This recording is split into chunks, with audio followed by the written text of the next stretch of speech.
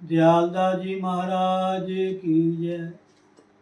स्वामी रामन जी महाराज की जय। श्री श्री एक जरठ स्वामी सोमेश्वर जी महाराज की जय। संत भक्तराम जी महाराज की जय। बोलो भाई सब संत भगवान की जय। जय जय श्री राधे। जय जय श्री राधे। जय जय श्री राधे श्याम। ओम ओम ओम ओम। ध्यान मूलम गुरुमूर्ति, पूजा मूलम गुरुपदम, मंत्र मूलम गुरु वाक्य, मोक्ष मूलम गुरु कृपा। गुरु प्रसन्न साहिब अनुकूला, मिटे मलिन मन कल्पित शूला।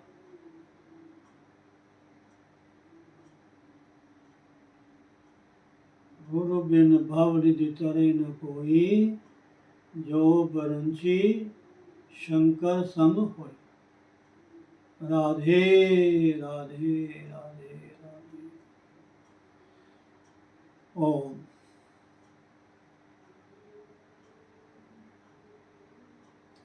श्री कृष्ण गोविंद हरे मुरारी, हे नाथ नारायण वासुदेव। श्री कृष्ण गोविंद हरे मुरारी, हे नाथ नारायण वासुदेव। श्री कृष्ण गोविंद हरे मुरारी, हे नाथ नारायण वासुदेव। हे नाथ नारायण वासुदेव। हे नाथ नारायण वासुदेव। हे नाथ नारायण वासुदेव। हे नाथ नारायण वासुदेव। हे नाथ नारायण वासुदेव। हे नाथ नारायण वासुदेव। हरे राम राम राम हरे हरे, हरे कृष्ण कृष्ण कृष्ण हरे हरे, हरे राम राम राम हरे हरे, हरे कृष्ण कृष्ण कृष्ण हरे हरे, हरे राम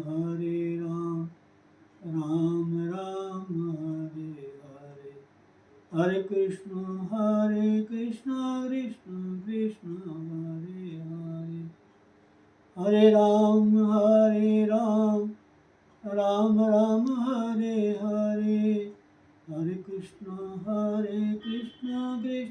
कृष्ण हरे हरे, हरे राम राम हरे हरे, हरे कृष्ण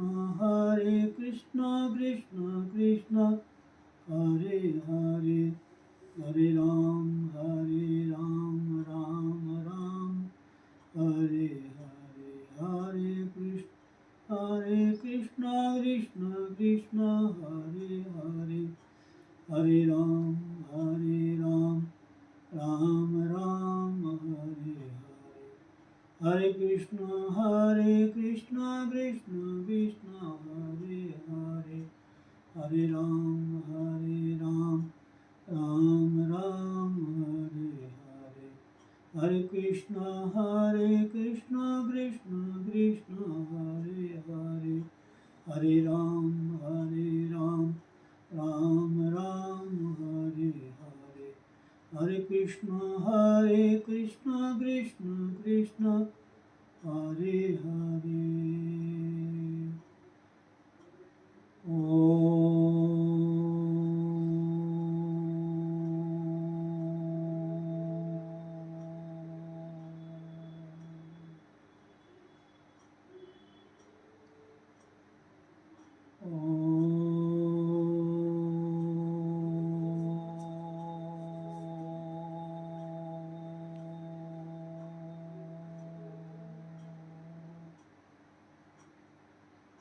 नारायण नारायण नारायण।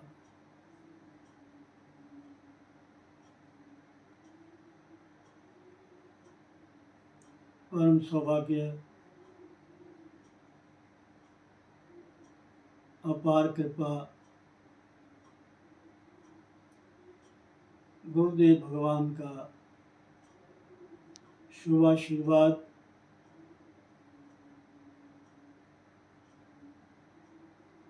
जो हमें नित्य प्रति श्री गुरु चरणों की छत्र छाया में बैठकर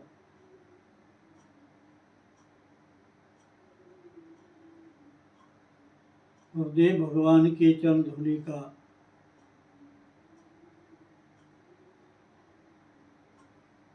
स्पर्श करते हुए, नमन करते हुए हम सभी श्रोतागण, दर्शक घर बैठे ही सत्संग का लाभ ले रहे हैं।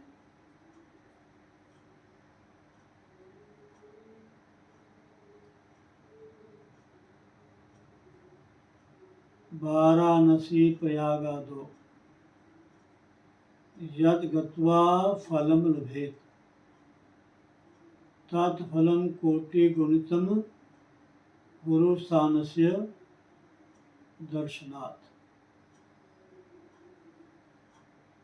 तीर्थ नहाय एक फल, संत मिले फल चार, सदगुरु मिले अनेक फल, कहत कबीर विचार।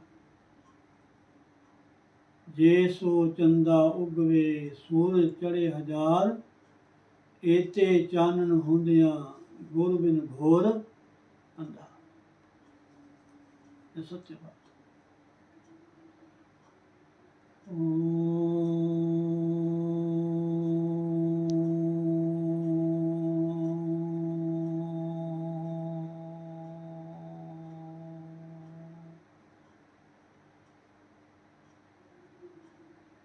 बहुत समय की बात है,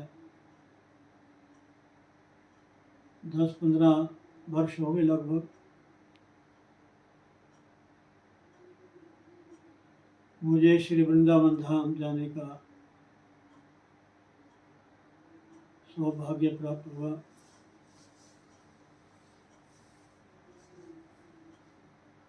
और वहाँ जाकर के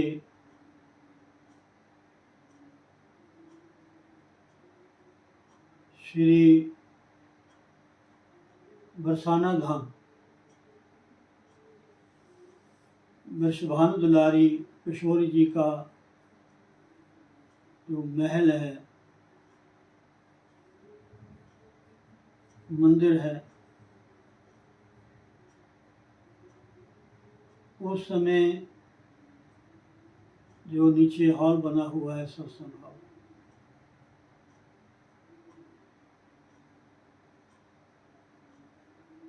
उसमें शायद 108 श्रीमद् भागवत कथा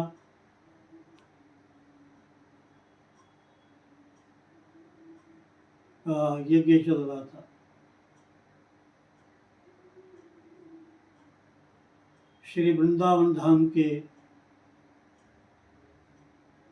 एक बहुत ही वरिष्ठ श्रेष्ठ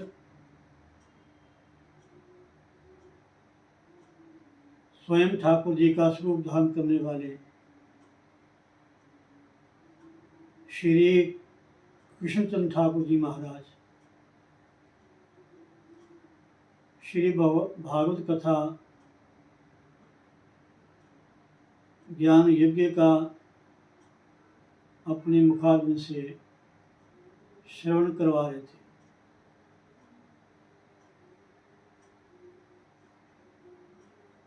बहुत सुंदर प्रसंग उन्होंने सुनाया।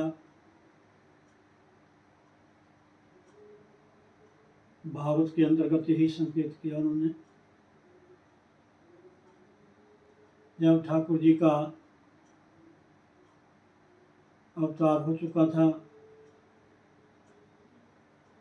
ठाकुर जी बाल गोपाल के साथ लीलाएं कर रहे थे। भगवान श्री कृष्ण बाल रूप में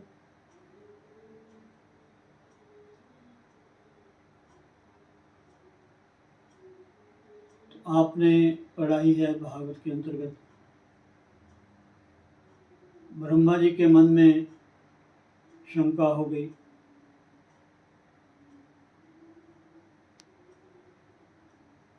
कि हमारे बाल गोपाल ठाकुर जी मित्र मंडली के साथ बैठे हुए थे, आपस में भोजन प्रसाद ग्रहण कर रहे थे। इतने में ठाकुर जी हाथ में भोजन का कौर लिए हुए गौओं को बुला रहे थे।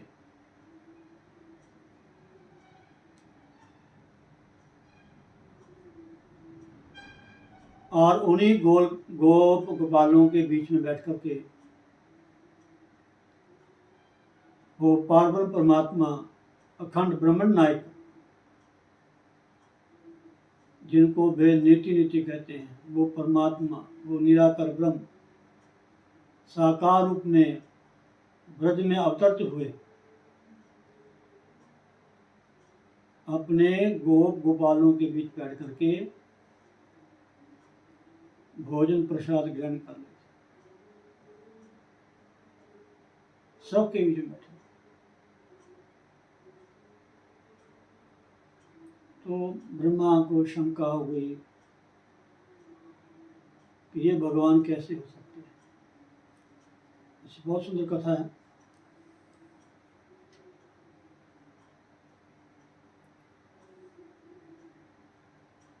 तो आप लोगों ने कई बार सुनी है, ब्रह्मा ने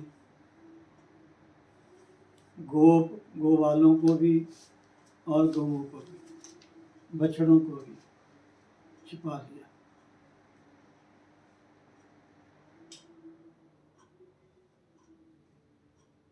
तो ठाकुर जी स्वयं सब कुछ बन गए, सब कुछ ठाकुर जी बन गए। ऐसे एक बार देवों का राजा, स्वर्ग का राजा इंद्र को पता चला कि ब्रज में भगवान का अवतार हो चुका है। वो भी दर्शन करने गए तो उनको उन गोप बालों में ठाकुर जी के दर्शन नहीं हुए, क्योंकि ठाकुर जी उन बच्चों के बीच में खेल रहे थे। तो ऐसा मैंने सुना उस समय। इंद्र ने अपने गुरु बृहस्पति से कहा, गुरुदेव आपने कहा, जब मैंने सुना कि भगवान का अवतार हो चुका है ब्रज में, तो मैं वहां जाके देखा, मुझे तो भगवान को नजर नहीं आया। तो कहते हैं उनके गुरुदेव ने उनको ठाकुर जी के दर्शन करवाए कि ये ठाकुर जी हैं। उन बच्चों के बीच में जो खेलते हैं ना, उनके गुरुदेव ने देवराज इंद्र को भगवान के दर्शन कराए।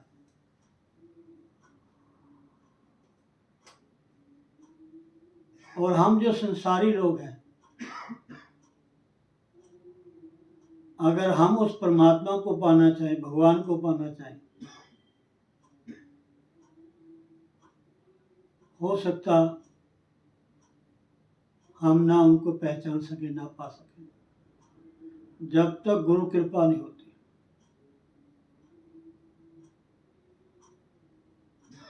गुरु कृपा होगी तो तत्काल ही हमें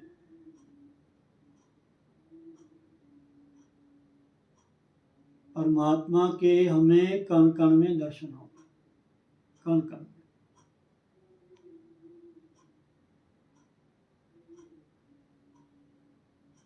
इसलिए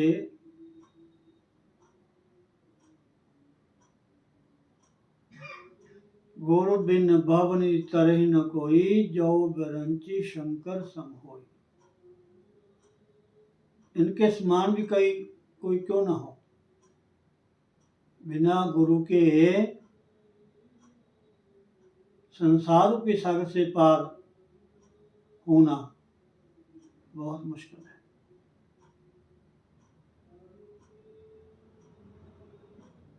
जब गुरु कृपा होती है तो सब कुछ आसान हो जाता है।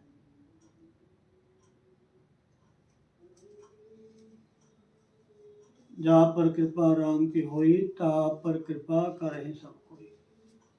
हर कृपा ते संत भेटिया, नानक मन प्रकाश।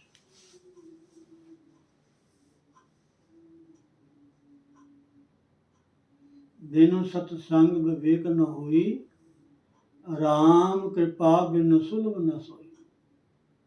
सतसंगति मुद मंगल मूला, सोई फल सिद्धि सब साधन फूला।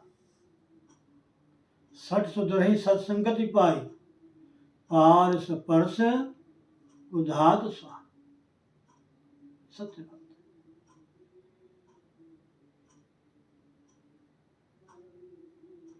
जिनको सत्संग की प्राप्ति होगी, नाम की धुन लगी, समझो उसका बेड़ा पार है। इसलिए सत्संग हमारे लिए बहुत ही अनिवार्य है। संतों की शरण, गुरुदेव भगवान का आशीर्वाद, कृपा प्रसाद हम सबके लिए पाना बहुत ही अनिवार्य है। ये तब मिलेगा जब हम उस तरफ चलेंगे। और कहते हैं कि भजन में, सत्संग में, सिमरन में, नाम जप में मन तभी लगता है जब हमारे पूर्वले कर्म हो अच्छे। पुण्य पुंज बिनु मिलहि न संता, सत्संगति संस्थिति कर अंता।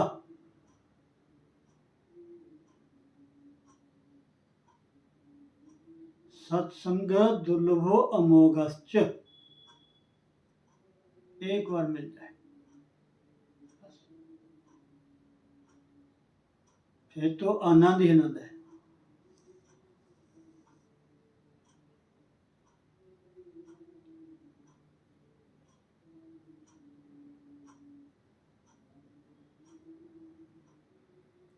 एक महापुरुष थे, किसी गांव में या गांव के बाहर कुटिया थी उनकी, वहां रहते थे। सभी भगतजन, श्रोतागण, श्रद्धालु जन वहां जाकर के उनसे सत्संग का लाभ लेते थे।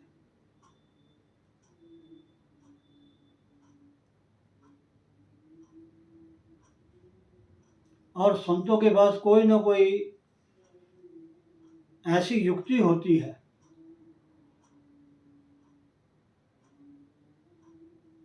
साधना के द्वारा। वहां जाने से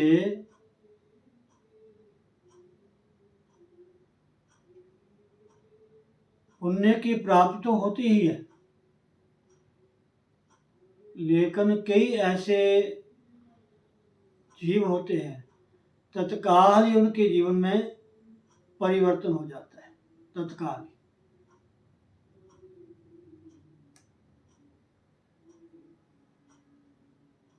और कुछ साधक जन ऐसे होते हैं बार बार रोज प्रतिदिन संतों की संगति करते हैं, सत्संग में बैठते हैं, साधना करते हैं, सेवा करते हैं, सिमरन करते हैं, समय पाकर उनको भी लाभ मिलता है।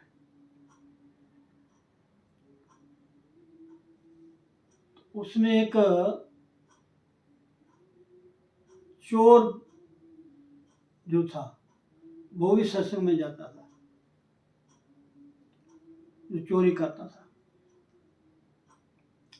उसने कहीं से सुन रखा था कि स्वामी जी के पास, संतों के पास एक पारसमणि है जो लोहे को सोना बना देती है। तो उसने सोचा कि मैं रोज चोरी करता,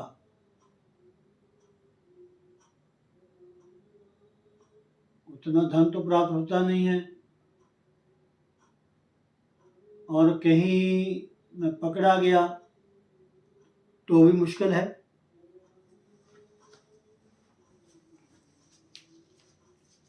उसने सोचा क्यों ना संतों के बाद जो पारसमणि है उसको चुरा लिया जाए।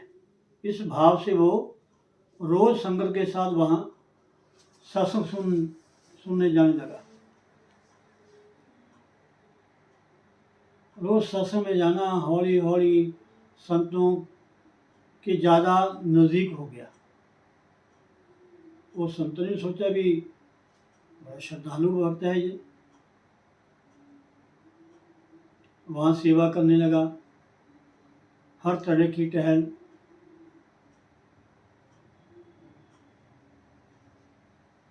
एक दिन ऐसा हुआ उसने संतों के पास ही रहना शुरू कर दिया, लेकिन मन में क्या भाव उसकी नीयत क्या थी कि संतों के पास जो उसने सुना था कि ये पारसमणि है, लोहे के सोना बनाती है, वो किसी न किसी तरह से मुझे मिल जाए, प्राप्त हो जाए, बस मन में उसके यही बात थी। और वो मणि कैसे प्राप्त हो, वो पारसमणि कैसे प्राप्त हो, ये बार बार युक्ति लड़ाता था। वो समय को देखता था, कब टाइम मिले, कब महात्मा कहीं इधर उधर हो तो मुझे पारसमणि मिले और मैं लेके जाऊं। अब ऐसा हुआ कि संतों के पास रहता था और संत महात्मा यहाँ भी जाते थे, संतों के साथ ही जाता था। इतना भक्त हो गया था वो, इतना सेवादार था। और संतों के बगल में एक झोली थी, जैसे संतों के पास कमंडल होता है, चिप्पी होती है, कोई बर्तन होता है, झोली होती है, और संत महाराज के बगल में झोली थी। उस चोर ने सोचा कि हो सकता है कि झोली में पारसमणि हो, महाराज जी की झोली में। एक बार क्या हुआ, संतों ने कहा कि बेटा लो मेरी झोली पकड़ो, मैं थोड़ा लघु शंका या कोई काम कर लिया। अब उसको मौका मिल गया, उसने झोली को खोला, देखा, लेकिन पारसमणि तो उसको मिली नहीं, लेकिन झोली के बीच में एक छोटी सी डिब्बी मिली, डिब्बिया जो लोहे की या किसी धातु की डिब्बी बनी हुई थी। उन्होंने सोचा कि मैंने सुना था कि जो पारसमणि है लोहे को सोना बना देती है, कि ये जो लोहे की डिब्बी है तो वैसे की वैसे है।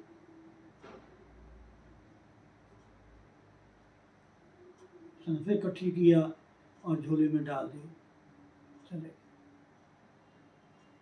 जहाँ जाना था महापुरुषों ने गए, सत्संग किया, भोजन प्रसाद पाया, आश्रम में आ गए। अब जिसके मन में जो बात होती है वही बोलेगा। जो सत्संगी होगा, जो जिज्ञासु होगा, जो भक्ति के बारे में कुछ सुनना चाहता होगा ज्ञान के बारे में, कर्म के बारे में, साधना के बारे में, वो ऐसी बातें करेगा। लेकिन वो तो चोर था। भले वो सत्संग सुनता था, संतों के साथ रहा, लेकिन मन में उसकी नीयत क्या थी? चोरी की।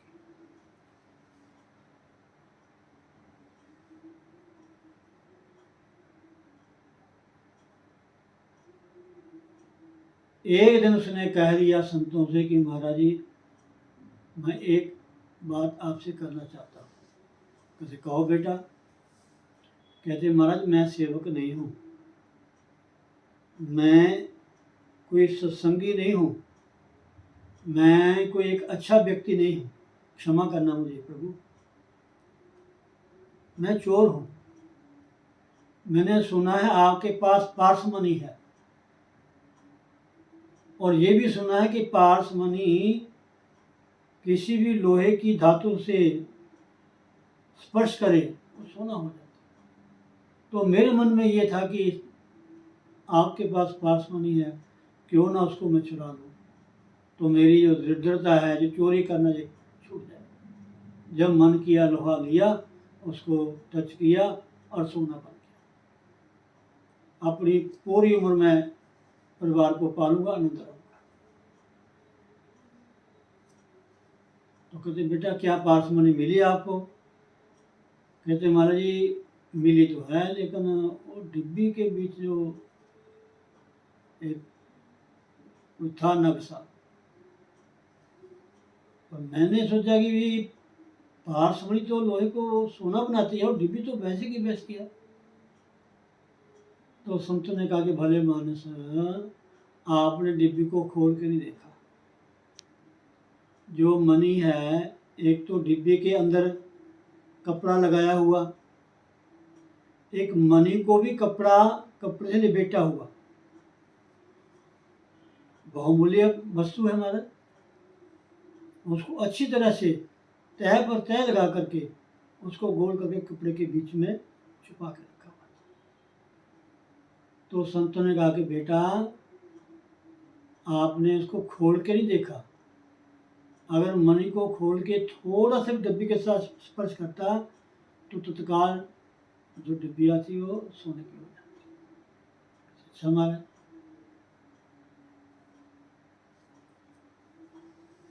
तो कहते ऐसे ही जो परमात्मा रूपी पारस है, जो परमात्मा रूपी कल वृक्ष है, वो हमारे भीतर विराजमान है। हमने उसको कभी देखा ही नहीं, देखने की कभी कोशिश की ही नहीं। ना हम ध्यान करते हैं, ना हम योग करते हैं, ना हम साधना करते हैं, ना भजन करते हैं, ना भक्ति करते हैं। कभी हमारे मन में कभी ऐसा भाव पैदा हुआ ही नहीं कि जो आनंद का सागर है वो परमात्मा, अमूल्य वस्तु जो है,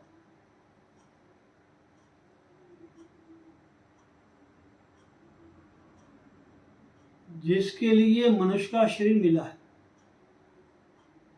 ऐसे नहीं इसको महान कहा है, ऐसे नहीं ग्रंथों में संतों ने मुखारबिंद से इस शेर की महिमा को गाया है।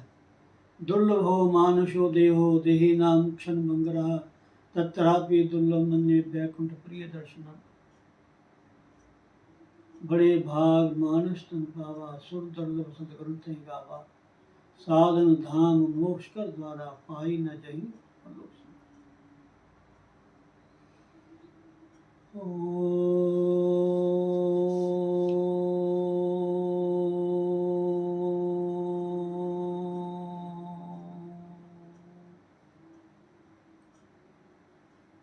जो नाम है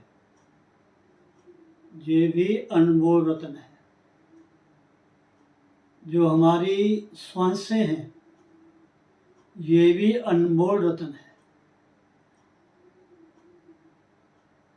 जो समय है ये भी अनमोल है, बहुमूल्य है, कोई मोल नहीं सकता।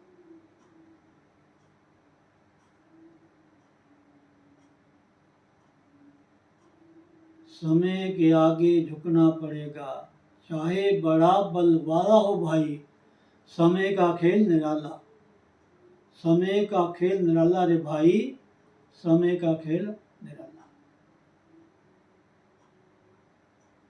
जो समय हम कौड़ी बदले खत्म कर रहे हैं, जिसको हम सब कुछ मान बैठे हैं, कोई भी संत महात्मा, कोई भी ग्रंथ, कोई भी महापुरुष ये नहीं कहते घर ना बनाओ, परिवार में ना रहो, कारोबार ना करो, खूब करो। धन से ही धर्म किया जाता है।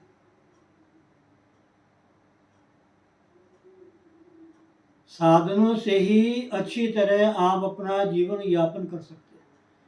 हमारे गुरुदेव कहा करते थे के बाद, कहते त्यागी वो है जिसके पास कुछ है, सब कुछ है, सब कुछ होने के बाद उसमें कुछ त्याग, दूसरे के लिए त्यागता है, वो त्यागी है। जिसके पास कुछ है ही नहीं, वो त्यागी कैसे हुआ? अगर हम पैसे को, सोने को, चांदी को अपने पास नहीं रखते तो हम त्यागी हैं, ये अलग चीज है। ये एक साधन प्रक्रिया है हमारा। लेकिन त्यागी वो है जो सब कुछ होते हुए दूसरों के लिए कुछ त्यागता है। और गुरुदेव भगवान एक छोटा सा दृष्टांत भी दिया करते थे हमारे। और प्राय पहले महापुरुष पैदल यात्रा करते थे, बस से, मोटर, कारें या आने जाने के साधन नाम मात्र के हुआ करते थे। हाँ, ये किश्ती थोड़ी बहुत हुआ करती थी, नौका, वो भी छोटी मोटी। तो कहते हैं कि संत जा रहे थे, उन्होंने किश्ती, जो नदी थी, दरिया था, जो भी था, उसको पार करना था। और भी लोग काफ़ी थे, उन्होंने भी वो नदी की पार करनी थी, दरिया। अब जो संत थे उनके पास पैसा था नहीं, वो पैसा पास रखते नहीं होंगे। अब वो जो किसी वाला था, वो तो बिना पैसे में किसी को पार नहीं करूँगा। हर व्यक्ति को ऐसा होता नहीं है, उसके मन में भी साधु हैं, कोई बात नहीं। कुछ लोग कहते बिना पैसे के तो बाबा जी हम पार नहीं करेंगे। अब बाबा जी ने सोचा भी कैसे पार करें। तो कहते उस किश्ती में कोई यात्री बैठा हुआ था, उसने अपनी जेब में से 10 रुपये निकाल कर किसी भर को दिए कि लो स्वामी जी के ये 10 रुपये, इनको ही पार कर दो। तो गुरुदेव भगवान ने अपने मुखारबिन से हमें बताया कि ये उसका त्याग है। उसने 10 रुपये का त्याग किया तो महात्मा जी भी।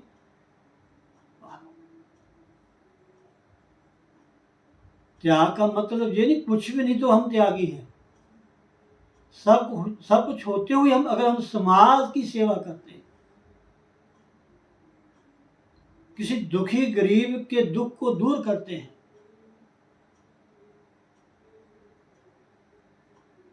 अन्न से, जल से, वस्त्र से, औषधि से, विद्या से, जिस चीज की जरूरत उसको है, उससे अगर हम समाज की परोपकार भावना से कोई धर्म करते हैं तो ये परमात्मा को बहुत ही अच्छा लगता है। पारहित सरस धर्म नहीं भाई, पर पीड़ा सम नहीं अधमाई, रामायण में लिखा है। मतलब कहने का ये है।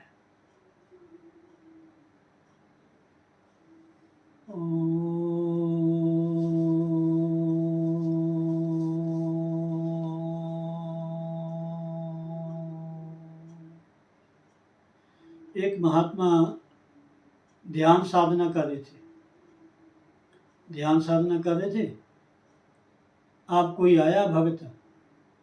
अब उनको तो पता नहीं था कि संतों के यहाँ पैसा चढ़ता है या नहीं चढ़ता है, कुछ भी है, कोई पैसा वहाँ रुपये रख गया, 1 रुपया 2 रुपया या जितने भी वो रख गया। जब महात्मा जी ने साधन से उठे तो उनका ध्यान रुपये में चला गया। नित्य ध्यान करते हुए भगवान का वो दर्शन करते थे, ध्यान में इतने तल्लीन हो जाते, बाहर का उनको भान नहीं होता था। लेकिन अनायास को अचानक वहाँ रुपये रख गया तो संतों ने सोचा, रुपये को देख करके ध्यान उन रुपये में चला गया। इस रुपये का क्या किया जाए, इन रुपयों को कहाँ खर्च किया जाए ताकि इसका सदुपयोग हो। किसी गरीब को दिया जाए या किसी जरूरतमंद को दिया जाए या पैसे का भंडारा किया जाए, क्या किया जाए। तो उनका ध्यान उस रुपये में चला गया। जब रुपये में चला गया तो कथा कहती है कि महाराज वो किसी और संतों के पास गए। उन्होंने कहा कि स्वामी जी मेरे पास को रुपये रख गया, तो जब से रुपये रखे तो ध्यान मेरा रुपये में है, पैसे में है। अब मुझे समझ नहीं आता कि इन रुपयों के, इन पैसों का मैं क्या करूं। तो कथा कहती है, प्रिय भक्तों, संतों ने कहा कि स्वामी जी आप रोज साधना भजन करते थे, आपका ध्यान भगवान में था, परमात्मा में था, इष्ट में था, ईश्वर में था, गुरुदेव के चरणों में लगा था हमेशा। जब से ध्यान आपके रुपये में गया तो आप इस चक्कर में फंस गए, रुपये को मैं क्या करूं, कैसे खर्च करूं, ये करूं वो करूं। आप ऐसे करो, गऊ का गोबर लो, इस रुपयों को गऊ के गोबर में रख करके इसकी पाथी बनाओ, पाथी बना करके इसको गंगा में जल प्रवाह कर दो, बस। जब संतों ने कहा और स्वामी जी ने ऐसे किया तो मन बिल्कुल उससे हट गया। हम जो भी देखते हैं, जो भी सुनते हैं, इसका भी संग करते हैं, उसका थोड़ा बहुत असर हमारे भीतर सूक्ष्म रूप में कुदरती आता है। हम किसी का अन्न ग्रहण करते हैं, जल ग्रहण करते हैं, किसके साथ थोड़ी संगति करते हैं, यहाँ तक बात भी करते हैं, तब भी थोड़ा सा सूक्ष्म रूप में प्रभाव मन के ऊपर आता है।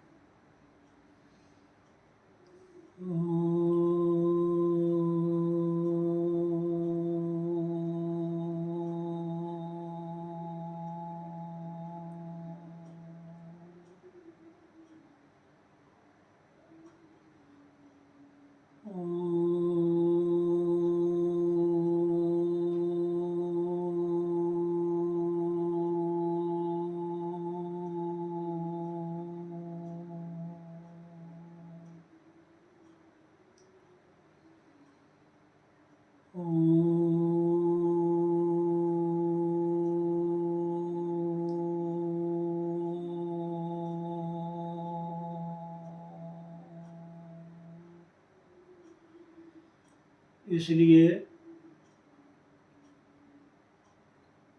घर में रहो, परिवार में रहो, समाज में रहो, कुछ भी करते रहो, इसमें फंसो मत, इसको अपना मत मानो। बस जितना ज़्यादा हो सकता है इसको परोपकार में लगाओ। अपनी वाणी को, अपने धन को, अपने साधना को, अपने समय को, तो हमें उतना ही लाभ होगा और मन हमारा बिल्कुल शांत रहेगा। और बाहर के नाम रूप में संबंध में कहीं अटका नहीं तो समझो इसने पटका दिया। जहाँ एक बार मन लग गया, कितनी भी कोशिश करो आप महाराज, श्रीमद् भागवत में लिखा हुआ है, विष्णुर माया भगवती यया सम्मोहितम यक्त। कबीर साहब कहते हैं, राम की दुल्हनिया ने लूटा बाजार। वो अपनी भाषा में बोलते हैं महाराज, राम की दुल्हनिया ने लूटा बाजार। सुर पर लूटा, नाग पर लूटा, लूटे योगी कर्त विचार, राम की दुल्हनिया ने लूटा, यानी माया ने। विष्णुर माया भगवती यया सम्मोहितम जगत। इसे वही बच सकता है जो गुरुदेव की शरण में लगा रहता है, उनके चरणों को पकड़े रखता है, उनका पल्ला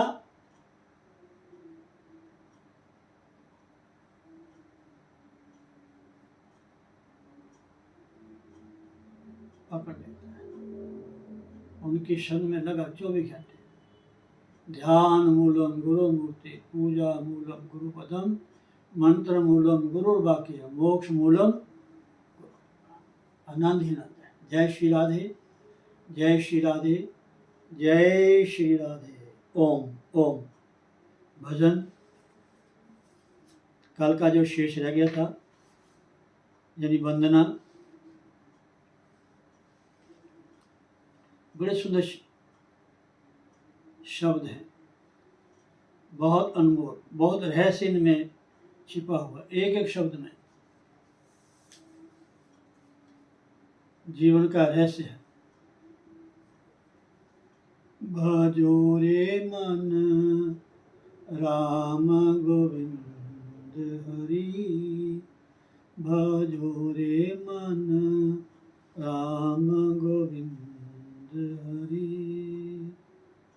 जातन दियो ताहि बिसरायो, जातन दियो ताहि बिसरायो, भारी भूल करी, भारी भूल करी, भजो रे मन राम गोविंद हरि, भजो रे मन राम गोविंद हरि।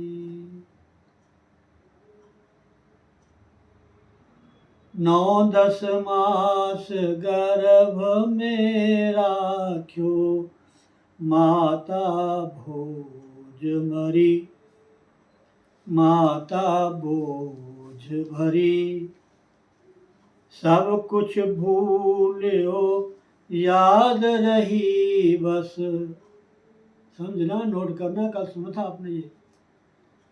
सब कुछ भूल्यो, सब कुछ भूल्यो याद रही बस, नून तेल लकड़ी, नून तेल लकड़ी, भजो रे मन राम गोविंद हरि। रोटी कपड़ा और मकान, भजो रे मन राम गोविंद हरि, जातन दियो ताहि बिसरायो, जातन दियो ताहि बिसरायो, भारी भूल करी, भजो रे मन राम गोविंद हरि। अहंकार तज हल्की कर दे, अहंकार तज हल्की कर दे। वाह, क्या कहना। अहंकार तज हल्की कर दे, मोह ममता गठड़ी। ये मत सोचो कि मैं ही परिवार को पालता हूँ, मैं नहीं होगा तो ये परिवार कैसे पलेगा। एक सेठ ने मुनीम को बुलाया, भाई बही खाता खोल ते मैनू दस, साढ़े कोल कितना धन है, कितना बैलेंस है, कितनी पीढ़ियां तक ये इस धन को खा सकती है, बैठे बैठे कोई काम भी ना करे। तो मुनीम जी ने कहा, सेठ जी इतना धन कमाया है, 7 पीढ़ियां भी काम ना करें तो वो खत्म नहीं होगा। तो महाराज सेठ ने मत्थे हाथ मारा, 8वीं पीढ़ी क्या करेगी, वो कैसे नहीं, बताओ। अहंकार तज हल्की कर दे अहंकार, तज हल्की कर दे मोह ममता गठड़ी, मोह ममता गठड़ी। इतना भार पार नहीं उतरे। आह आह, क्या कहना है। इतना भार पार नहीं उतरे, सुभर नाव भरी, सुभर नाव भरी। भजो रे मन राम गोविंद हरि, भजो रे मन राम गोविंद हरि। जातन दियो ताहि बिसरायो, जातन दियो ताहि बिसरायो। भारी भूल करी, भारी भूल करी। भजो रे मन राम गोविंद हरि। कल को फिर और सुनाएंगे, एक दो लाइन बहुत है। जय श्री राधे, जय श्री राधे, जय श्री राधे। बोलो सद्गुरुदेव भगवान की। सर्वे भवन्तु सुखिनः, सर्वे सन्तु निरामया, सर्वे भद्राणि पश्यन्तु मा कश्चित् दुःखभाग् भवेत्।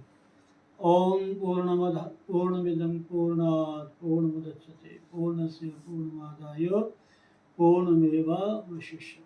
ओम शांति ही शांति ही शांति ही। ओम।